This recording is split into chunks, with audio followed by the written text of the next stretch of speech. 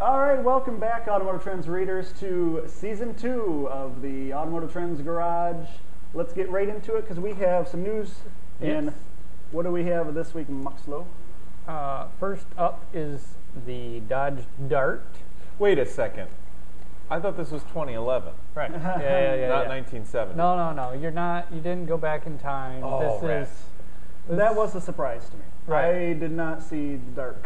That name back. came out of nowhere, but I'm pleased Well, with the we name. don't really seeing much of the car. No, this is going to debut at Detroit.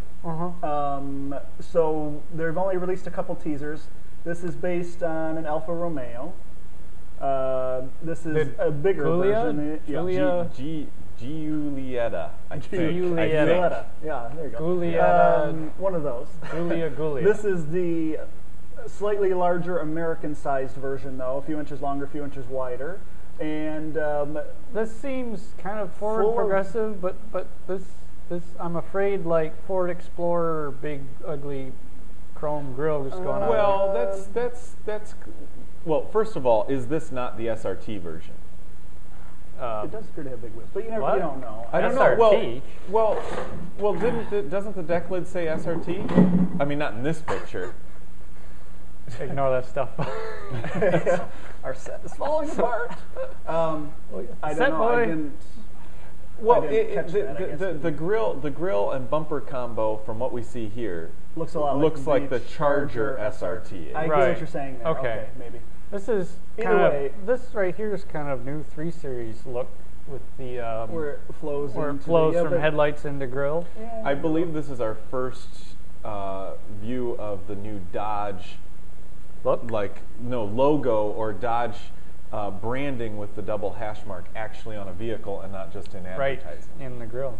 No little emblem of any sort up there. There's no ram's head. I mean, it should be said that the Alfa Romeo donor vehicle is a good-looking vehicle, in my opinion. Oh, yeah, I think agree. It looks great. It's been critically well received around the world. So we've already got a good basis for this vehicle, and that's probably why I'm most excited about it. The Giulia, right? Yeah, Giulietta. Oh, this is RT. I'm sorry, not SRT. Right, so I'm confused here because I thought this was a hatch, and that looks slightly sedanish there, depending on how they do it. Cause, like the Mazda 6 hatch looks very sedan. What makes you think it's a hatch? I thought he said it was a hatch. Well, the donor vehicle. The donor vehicle is a 5-door. But I guess it doesn't have to be a hatch because Americans don't really.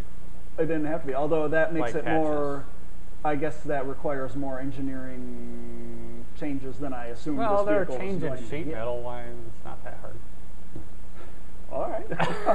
Some engineer out there would beg to differ with you. He's like, "What do you mean change the hard points of the pillars and all that?" Blah blah. Anyway, but it certainly looks full of style. We know the Alpha version. I haven't driven it personally here because they don't sell it here. But from what we've heard, it drives well.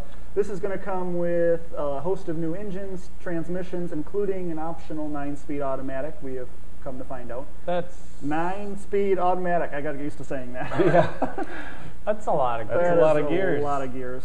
So, yeah, we'll keep our eyes on this one. 4 on the floor and 5. Where do you put them all? Yeah, this is going to be a Detroit, so we will keep you posted on that. That they're keeping the Millennium Falcon taillights from the Charger. Those look so good on the road on the Charger too. So I'm looking forward to seeing a little more of this vehicle. But compared to what Dodge's small cars have been recently, I expect good things. We will see if the Dart hits the bullseye. Oh, the first of many bad automotive journalists. Jokes. All right, what's next? Whoa! Okay. This is also going to be a Detroit debut. This is all right. Someone's going to have to explain this one to first me. Of all, I just don't. This is supposedly the Smart 4 Us. Yeah. Because you have the Smart 4 2, the Smart 4 4. There used to be the Smart Roadster. I don't understand how this is for us, but I'll tell you what I think this is. It looks like a little mini pickup truck. But where do you get pickup truck in that? I mean, there's it's a pickup bed. It's a tailgate that's open. A pickup bed. That's open. It doesn't have a. But it's not hauling. You can put an entire bale of hay in there, maybe. No. Small one. If it doesn't You'd have to cut much. it in half. You can't even get a full bike in there. You have to It's a pickup bed. Whatever it's open. It doesn't have a cover. It's not a hatch. It's got a tailgate that folds down like a truck, and it's a little mini bed. Just like apparently who Mercedes-Benz stole this from. Yeah, we do have a picture. 1995 Plymouth backpack, a concept every bit as ridiculous as the 4Us. I like and this also very carrying a disassembled bike. A disassembled bike. Mostly, that still won't quite fit in the bed unless the bed is really only 1 inch deep. But wow, this was brought to our attention by the encyclopedic mind of our design editor here, and I think the resemblance is uncanny. That is clearly, the Plymouth was what, 16, 17 years ahead of their time. And ahead of Mercedes-Benz in deciding it was a bad concept and not to go through with production. I like the gray plastic cladding. That is a lot of gray plastic. That's like in the heyday of gray plastic. That is. Wow. Wow. All right. Well, I don't remember ever seeing that vehicle. Some assembly required, but I think that does take a new meaning to some assembly required, right? That's just I guess. Funny. Yeah. Anyway, we'll see what the Smart looks like in Detroit. All right. Well, this is actually from the LA Auto Show, but really, because it looks like somebody just used Photoshop. Oh, that's true. I don't know where this is, generic city, USA, but no, the this XTS, I'm pretty sure the XTS, was just inside someone's computer. The XTS is with us now. This is the replacement, merging the former STS and DTS into one vehicle. So this is taking the rear-wheel drive from the STS and the front-wheel drive from the DTS, and now we have an all-wheel. We have an all-wheel drive. It is all-wheel drive. Yeah. Although it's all-wheel drive optional, isn't it? Can you get it front-wheel drive, or are they standard all-wheel drive? I'd have to look into that. I think it's standard all-wheel drive, but you know what? Okay. Now, the engine offerings are a 3.6-liter V6. That's it. And a 3.6-liter V6. Right. Yes. But kind of surprising they didn't get more power out of it, though. It's still at the same, like 306. The concept, remember when the concept a year ago that was rolled out was like, this is going to be the greatest thing on since sliced bread on wheels. It had two fuel filler door looking things. Yeah. Where's the other filler door? Well, I would be surprised if that's not coming. That's probably coming. It's probably coming. But no, this is a 306 horsepower, something like that, right in there. 6-speed automatic, right? No changes in that area. So really, it's not pushing the envelope in a lot of areas. At all. Well, all-wheel drive. Well, we've had all-wheel drive in the STS. The STS and the CTS have both had all-wheel drive. This is nothing more than a stopgap vehicle for Cadillac before they can come out with a true top-of-the-line sedan. Because this is based heavily on the LaCrosse. It's obvious from the styling. Well, it doesn't have luxury car proportions. This is not so bad in my opinion that it's heretical to Cadillac. It's not like a Cimarron. It's not like a Catera. No. But this is not their best work. It doesn't advance the cause any, I don't think. Although, we have a disagreement here because you don't like the way it looks. Right? I have mixed feelings. Okay. See, I don't think it looks bad. I think the rear overhang is a little strong based on the wheelbase that they had to use with the LaCrosse platform and all that kind of thing. I think the front end is pretty upscale looking with this new grille finish. Yes. I don't mind that. I think this is fine here. The headlights are okay. It looks heavy. It looks very heavy. Well, it just doesn't look sporty, I guess. Well, it doesn't look premium because it like the LaCrosse, it's got this whole cab forward thing, whereas where if you look at a 7 Series or an A8L or anything, you have a long hood, short deck proportion. This doesn't have any of that. This is very much like a Lexus ES in that it's a derivative off of a lower priced family sedan. Even though the Buick isn't down class, it's Lincoln down class MKS from Cadillac. We do like the Buick. MKS is a perfect comparison. MKS. Yeah, it's a very, very, very good. That's a good point. That is almost a direct. I think this is a little bit bigger, though, right? This is supposed to be a big car. This is over a 200-inch car. Yeah, so it would be a bit bigger. Admittedly, for the Cadillac loyalist, the older Cadillac buyer who's been buying a DTS or an STS, they will probably walk into a Cadillac showroom and say, That's a little bit different, but they're going to walk out with it anyway. Yeah, they're going to like the size. I'm a little surprised, again, they're going to have to get used to the fact that there's no V8, but I think that's probably more of a problem the sign of the times, in our minds than it really is a reality problem. I think they're going to go, oh, it's going to get better fuel mileage. The surprising part is, and we don't have an interior picture, I don't think, to show you. Maybe we can stick one in before the video goes up, but the interior on this is kind of debuting a little more progressive look. It's got Cadillac's CUE system, which is the Cadillac user experience. It's got no real gauges in the dash. Which is only going to confuse the heck out of Well, that's old what people. I'm saying. The market for this is probably the more traditional Cadillac buyer, yet the inside is really progressive with the technology part. But this system, doesn't have speedometer, tachometer. It's a digital gauge cluster like the Cadillac or the Jaguar XJ. Right. Land Rover. So we're okay with that because there's a lot of potential there if the system works well. It's done well. Yeah. The center stack is all. There's no real buttons. It's all like the Volt. It's the touch-sensitive things. That's going to confuse. That's going to scare the older crowd. I'm a little surprised on that. They might not like what they find when they start messing around and trying to find their favorite AM polka station. But we'll see. That's the XTS. We'll let you know when we see it in person in Detroit. And we've had a chance if to we play don't with the forget, buttons. because we might be more enthralled. Well, the ATS coming. The ATS. Right. So we might be sidetracked by that, but shiny red ball. we're easily distracted. All right, here's this is the Subaru BRZ version. That's a terrible picture. Did you do that on purpose?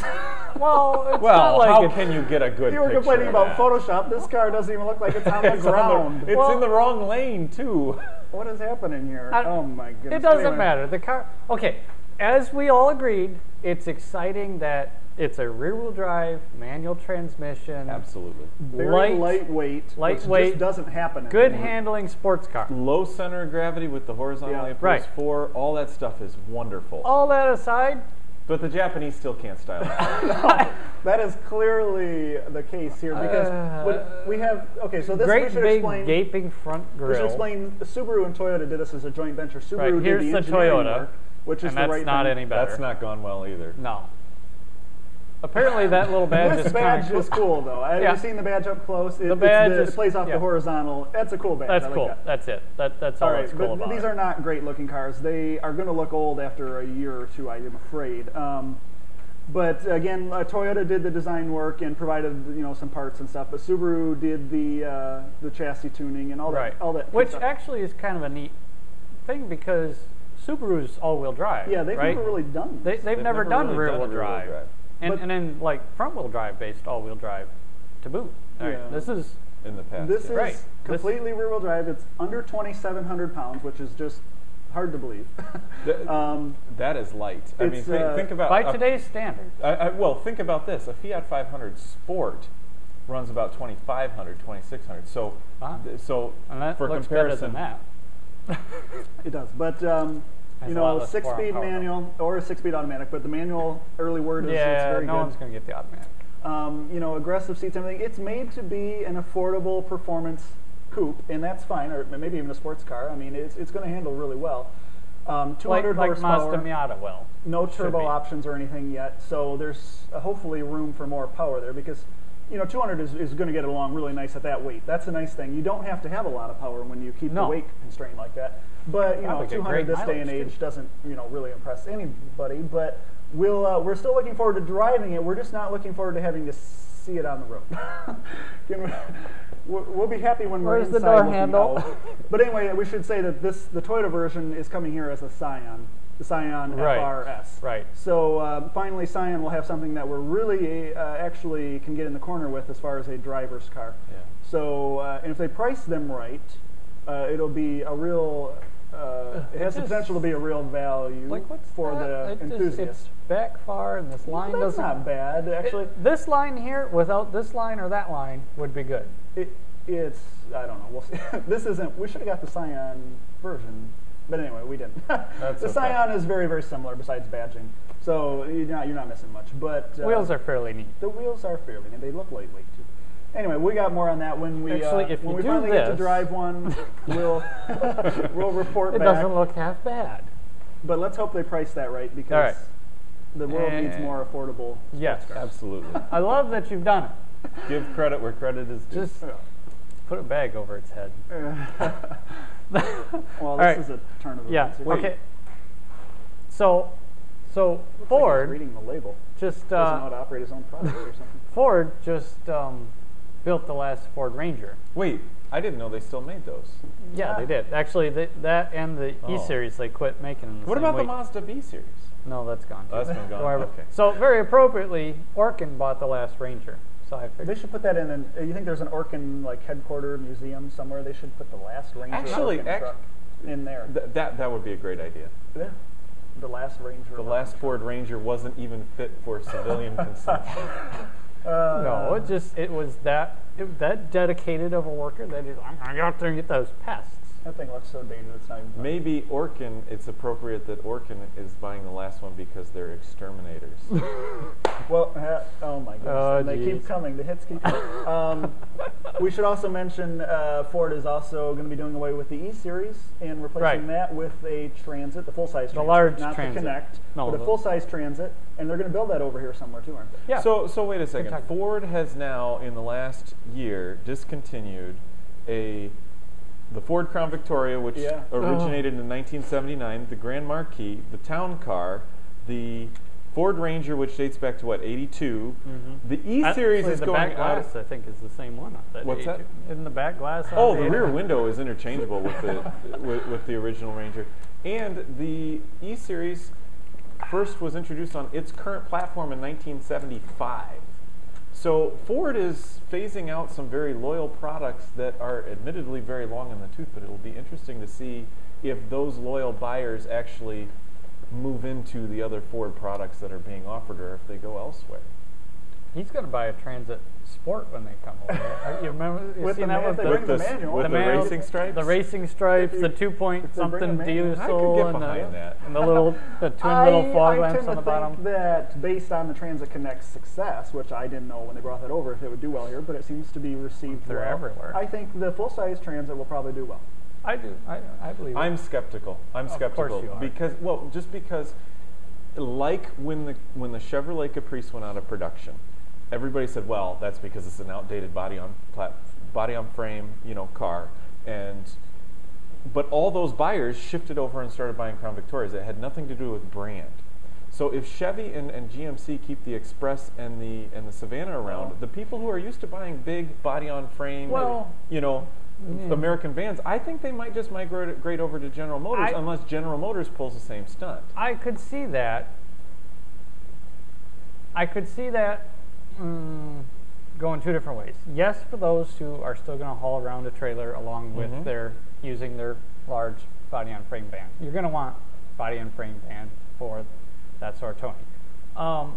But otherwise, anyone who just needs a large box on wheels, the Transit's going to slide in there perfectly, and it's going to be better mileage and better. Well, I don't know. It really depends on how much they charge for the thing. Yeah, that's where Dodge had a lot of problems when they went to the Sprinter. Well, that was a Mercedes. I know, but it's essentially doing the same thing. You're bringing a European van over to replace an American van. It doesn't matter if it's better. It's what you're used to. So I'm skeptical. I like the Transit. I think it would be a good replacement. We'll see. But we'll see. That's the end of the news. That's the news. So we get to go to the new design wall. We should go to the design wall. Let's go to the design wall. All right. Well, we just got a couple of them today, so we're going to start off with the Volvo S60. Oh, Volvo S60. It even uses the Cadillac CTS orange paint. Yeah. Well, I think Cadillac did leftover. Yeah, they had lots. They left it over. I've seen like 2 of those. Yeah, it didn't sell well. They must have sold it to other luxury car makers. The Edge, that one didn't go well, so it was like, oh, here you can have the rest Volvo of this. Volvo S60. This is another one of these cars that that everybody's saying, oh, it changes the image of Volvo. Everybody's been saying that since 1992. Yeah, well, so I don't know that it really changes anything for me, but Volvo's still just kind of out there, really not doing much of anything. No, but this is except discontinuing their station wagons, which makes me upset. Yeah, I know. But this is a good-looking car for a front-wheel drive platform, for kind of a, an upscale sporty sedan. I don't know if I'd call it a sports sedan or not. Built by Vikings, apparently. And Chinese think it looks better Chinese Vikings. I think it looks better than a Ford Focus. I think it looks better than an IS. So it's got to go above that. It's got to go, but it's no 3 Series or E-Class. No. So. No, I'm with you on that, though. I think you nailed it on that. You said, you know, with the proportions that it has to work with, which is front-wheel drive or all-wheel drive, it works pretty well. Mediocre at best. I agree. Certainly good by not Volvo. bad, but All right, well, let's see what you make of the Ford Mustang. I'm going to get people mad at me on this one. Well, we have the Camaro up there already, and you rated it pretty high, so we have to see where the Mustang goes. Actually, even though I would never find myself behind the wheel of a Mustang, like in my driveway, you know, like I own it, pay for it, that sort of thing. Because, you know, there's brand preferences, and the Mustang has never been part of my thing. So, Either way, but it is a fairly good-looking car. This revision, I think, was pretty good. I think I liked the 05 better. It was just a little more. The 05 looks heavy now. The 05 was good. It was good, but it looks good. heavy compared to the new cars. I agree. This one seems to have the rear a little bit. lost some of that visual mass. Yeah. Well, but it lost just a little bit of character out back. I don't know.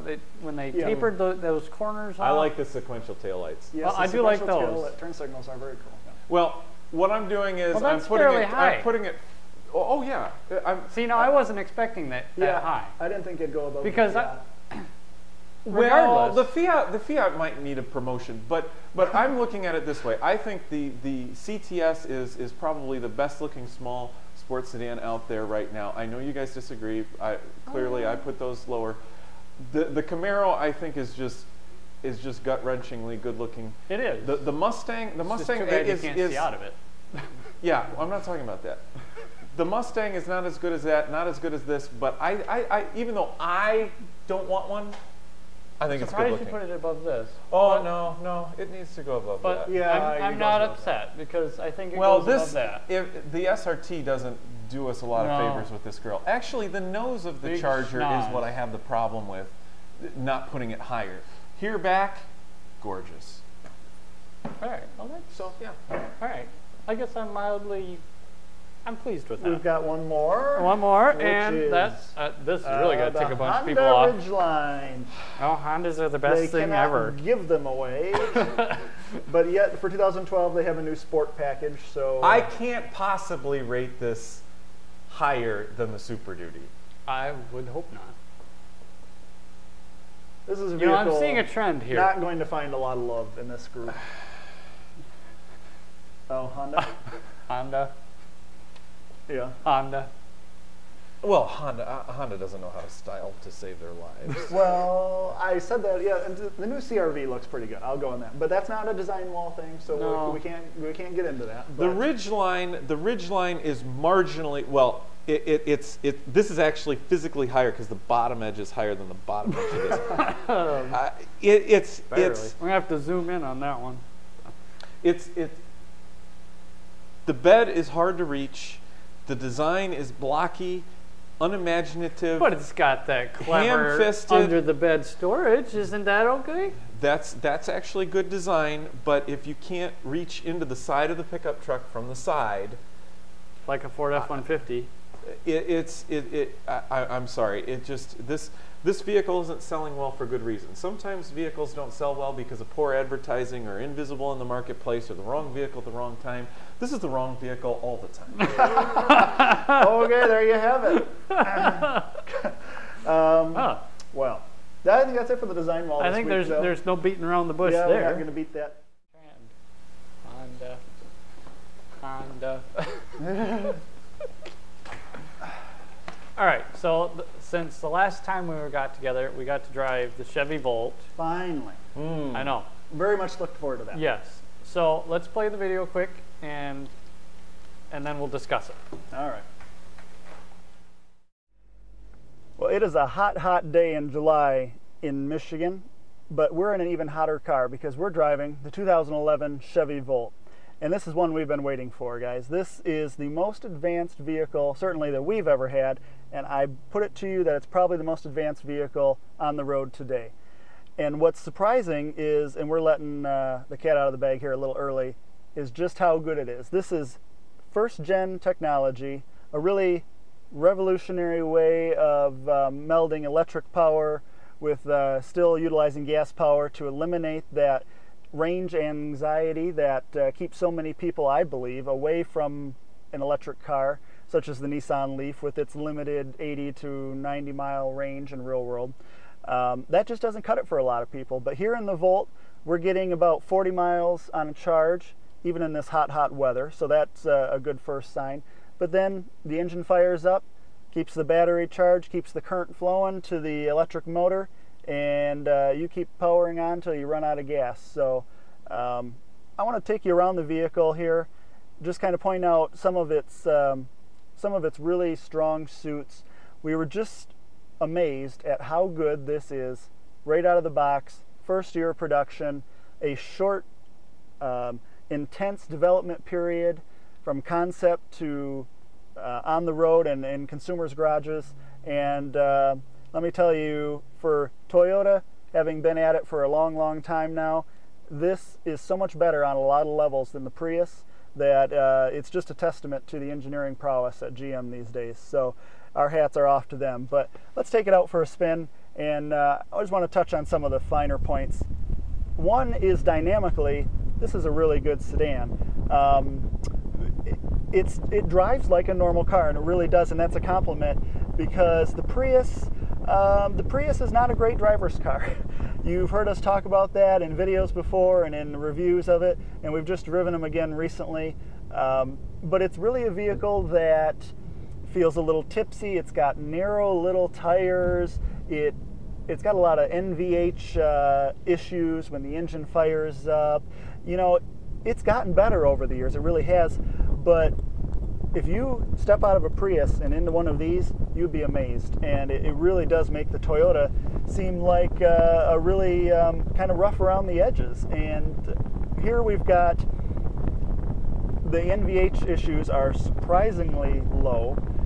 Even when the range extending engine does fire up, it's really hard to detect, and I'm being honest with you on that. You can tell it's there when you're looking for it, but I think there might be a lot of regular Joe consumers out there who don't know it's even running. But we also like the dynamics of the vehicle. As I mentioned, the steering is really good, actually. There's a nice weight to it. It's syrupy. It's linear. Again, worlds different than the Prius, which we didn't like its steering. The handling, with all this battery weight, the battery pack weighs 430 plus pounds, but it's down low. It's a T-shaped that runs from the firewall and tees out under the rear seats. So that weight is down low. They've set the vehicle up to corner pretty flat. So yes, the tires, specially developed Goodyears, they run out and give up on the lateral grip pretty fast, but the fact is it corners pretty flat, and we like that. Another big thing with hybrids in general, and we're not saying this is a hybrid because GM doesn't like that term, this is a range extended electric vehicle, but the brakes do feature regenerative braking, and it's, I think, easily the best of any hybrid out there or any vehicle featuring regenerative braking. It's pretty linear. There's a few odd sensations through the pedal, but it is a lot less than your typical hybrid. So, another thing we really like about the vehicle is the electric motor, for all intents and purposes, almost always drives the wheels solely. And electric motors are good for one thing, and that is torque. And this car has 273 pound-feet of torque from that electric motor. And of course, we know that torque is basically peaks instantly. So when you put your foot down into it, that electric motor spins up and you get some thrust, unlike any four-cylinder playing in a car this size. We're talking Chevy Cruze, Ford Focus, Nissan Versa. None of those could touch this for actual torque feel.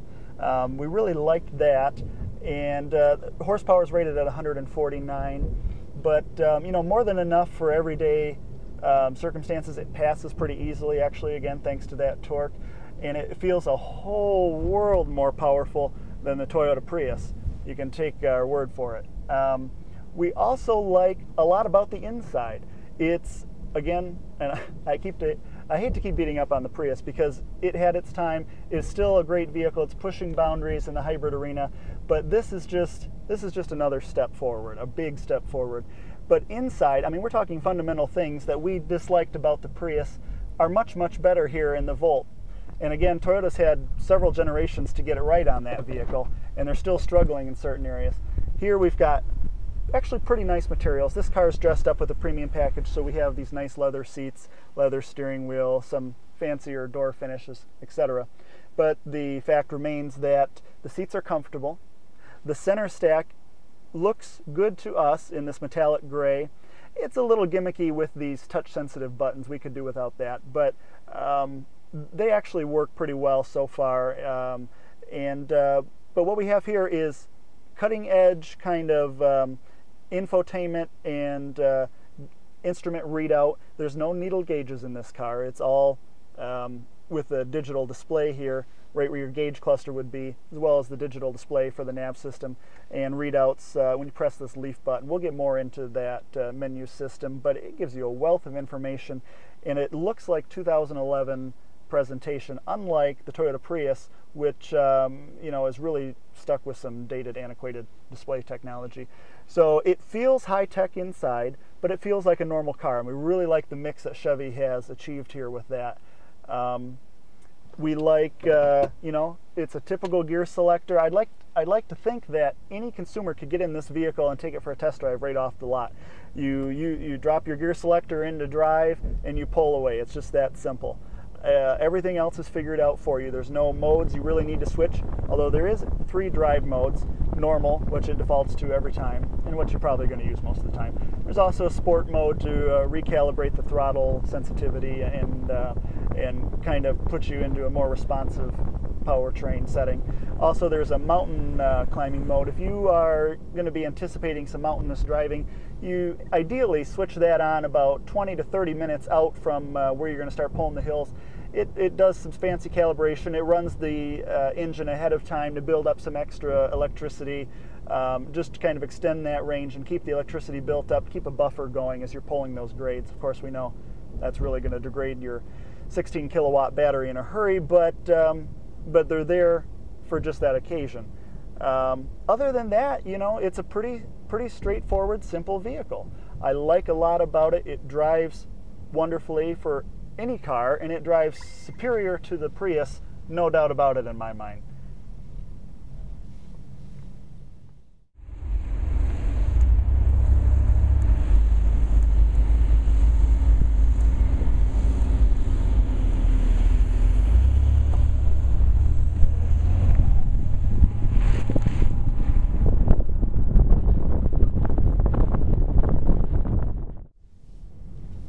Of course, one of the big benefits of an electrically driven car is that it's pretty quiet. The main noise factors now are actually wind noise coming around the A-pillar in these pretty large side mirrors, and road noise. The specially developed Goodyear tires are made for low rolling resistance and maximum efficiency, of course, so they howl pretty quickly in any kind of aggressive cornering, and they tend to pick up a little more noise than a premium conventional tire would, but it's not too bad. It's actually on smooth asphalt in a calm setting. It's really, really quiet in here, and that's one of our favorite electric vehicle aspects. And you don't hear a lot of electric motor whine either.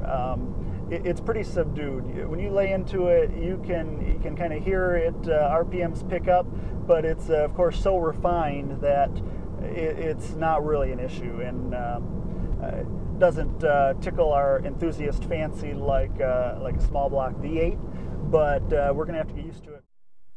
I couldn't take any more of that 100-degree heat, so I found some shade, and I want to point out a couple of the Volt's more noteworthy features.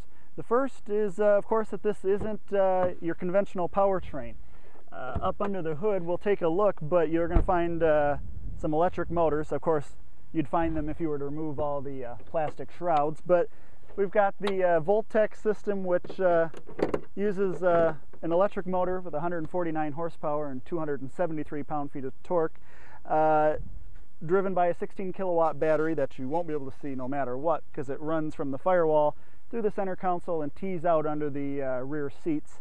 It's about 5.5 foot long, and it weighs 430 plus pounds. So considering this car also carries a conventional powertrain with the 1.4 liter gas engine and transmission, and of course fluids, a lot of coolant to support the liquid-cooled batteries. GM tries to keep them as close as possible to their optimal temperature range. Try to head off some of that inefficiency that comes out when it's either too hot or too cold. But you know, for the most part, you're not going to be doing much under here anyway, because who can fix anything on a regular powertrain, let alone one this complicated? But we can tell you it all works pretty well. And the more interesting part is around here, because this is not a fuel filler. This is actually the electrical plug-in, which has a nice little handy release right in the driver's door. And we're going to show you just how easy it can be to charge this now. Now the Volt comes standard with a onboard 120 volt charging system. It's pretty neatly integrated actually under the rear load floor here, so they have a nice little spot for it to hang out next to the tire inflator kit, because there is no spare tire in the Volt. You've got to patch your flat with that, but it's a nice little unit actually, and it's got a clever feature. The charger port here has a LED flashlight built in, so even in a dark garage there's no problem at all getting this hooked up. It's really as simple as plugging this into a grounded 120 volt outlet, and GM says if you can run a hairdryer without blowing a fuse, you're going to be okay charging your car. So plug this in, and then you bring around the trigger mechanism here, and it's as easy as clamping it on. What you're going to see then after a few seconds is a dash mounted light up here in the center of the dash. It'll be like an amber orange color. After about 5 seconds, if everything's hooked up right, it's going to go solid green. That means you're charging. And a 120 like this, it's going to take about 10 hours.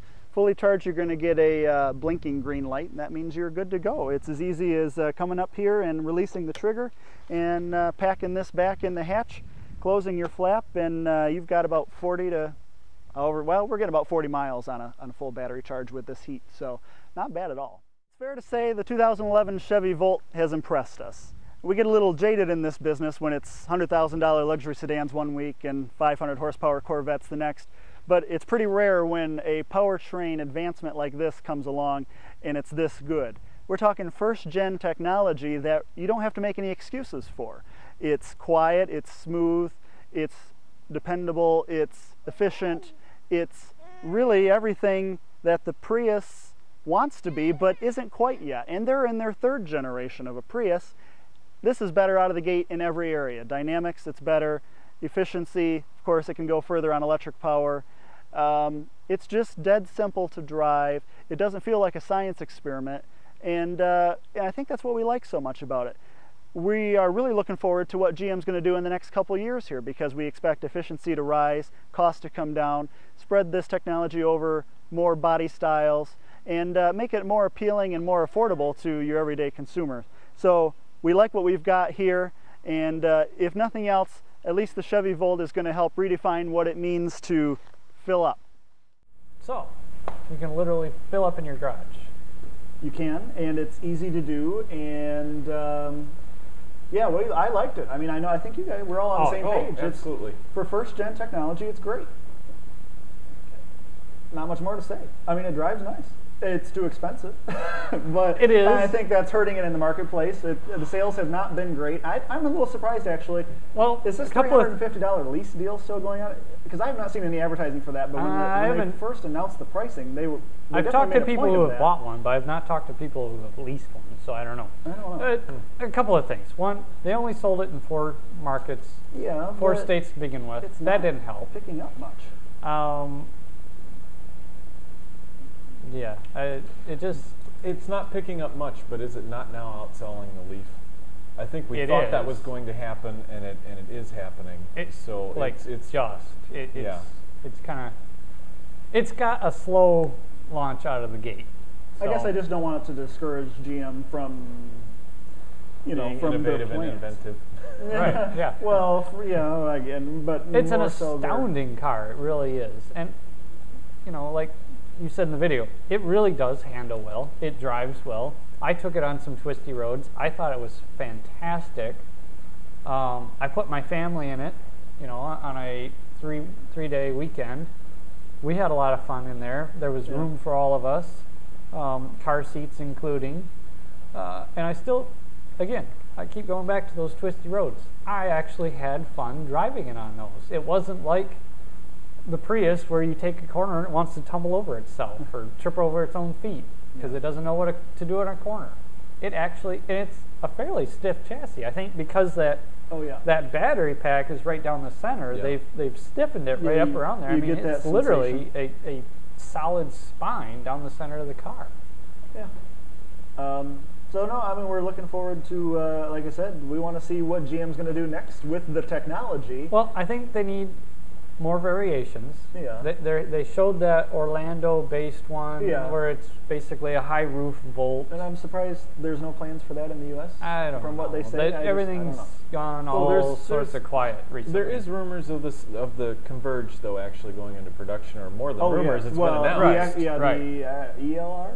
ELR, yep. Which makes sense. You could very easily slot that into a Cadillac showroom at whatever price they plan to bring it out. The cost doesn't matter. Because a $40,000 Cadillac isn't intimidating. Right. $40,000. Well, it'd probably Chevrolet. be $50,000 or $60,000 Cadillac, but either way, I don't see buyers shying away from that. At least the number of buyers that a Cadillac coupe would bring. Glad to hear that. I don't know. It needs to go in Buick. It needs to go. GMC needs a little one. They need to bring it across the bigger cars. That powertrain right there just needs to filter out. Agreed. Well, I think that's about it for this episode, but we're going to keep driving things. We've got the Detroit Auto Show coming up. That's always a favorite time of the year. So we've got a three-way comparison of we do. very opulent luxury sedans coming up, so stay tuned for that. Lots of good stuff. We will be talking to you probably next from Detroit, actually. Probably. So happy holidays to everybody, and we look forward to 2012.